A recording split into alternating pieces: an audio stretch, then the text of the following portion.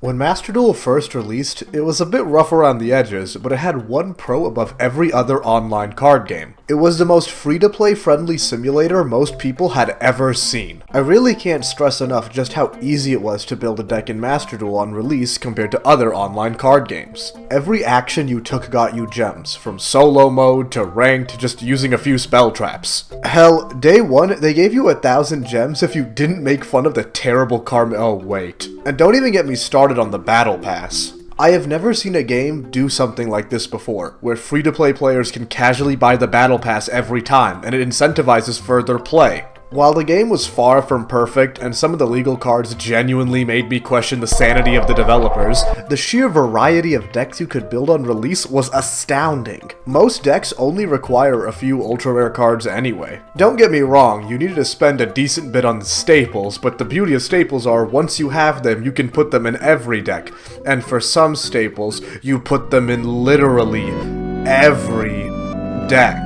But if you wanted to play the strongest decks in the format, you needed only 2 Shuraig and a Trident, 3 URs for Drytron, or 1 UR for Prank Kids. There were some exceptions. Decks like Hero made me shudder to think what players are willing to give up to roleplay as Jade and Yuki, but then I remember people are willing to spend money on much weirder Yu-Gi-Oh products. Regardless if you were a meta sheep or not allowed 500 feet near schools, the constant stream of currency kept players interested. You know what else keeps players interested? Yu-Gi-Oh content. So please, like and subscribe to mine so I can afford a month of groceries or 1 piece of shiny cardboard. Thank you. But once you've special summoned for the 1000th time, it stops being special. Building decks was a lot more of a time investment, or one hell of a money investment. In a seemingly backwards manner, the cash shop pricing for gems was just atrocious. It felt awful to spend $85 on a couple of pulls when people were used to getting that many gems in like 2 weeks on release. Not to mention they stripped down the battle pass, giving you less crafting rewards every few months. Now, some of you might be thinking, this is how all gachas work. You get invested players to try and spend some money to pay for the servers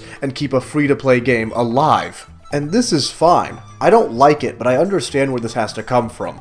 The real pain of Master Duel recently is the amount of ultra-rare cards in every archetype. On release, ultra-rare was typically saved for the big boss monster of an archetype. Something like Shuraig, Trident, Battle Butler felt worthy of being UR. As the game went on, now starter cards like Moye and Branded Fusion were UR, alongside their respective boss monsters. A few sets later, now the starters, extenders, and boss monsters are costing more and more. But it's the last 2 sets that have taken it to the extreme. The Sinful Spoils cards are a majority ultra-rare. What does Konami think ultra-rare means when there are less commons than every other type for this archetype?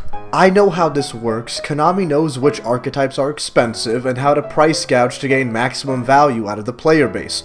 But at what point does it get to where entire decks are just 95% ultra-rare cards? How is this supposed to work for the long term? Yu-Gi-Oh! Alone is already a mountain to get into, so Master Duel's biggest appeal was that it was the only official simulator that lets you build decks without spending $1,000 on cardboard. I don't know how many new players Master Duel is getting these days, as it's not marketed by big streamers anymore, nor is the advertising campaign really appealing to new people. It's more showing off things that keep current players interested. But if the digital cards become unobtainable for the average new player, there's no way that could be good for the long-term health of the game. It hurts to see Konami running Yu-Gi-Oh! As a short-term, get-rich-quick scheme on so many fronts when it's one of the greatest games ever made, and I'm taking a stand. They want to make every playable card a UR? Well, I'm not using any URs then. That's right, you have all been bamboozled. There is no second half to my rant like my usual videos. I have come to make an announcement.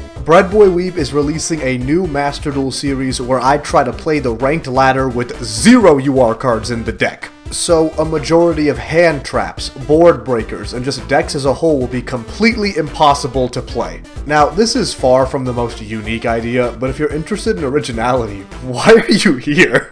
Speaking of no originality, I don't have a name for the series yet, so comment below if you have any ideas and I'll credit you in the first video, you know?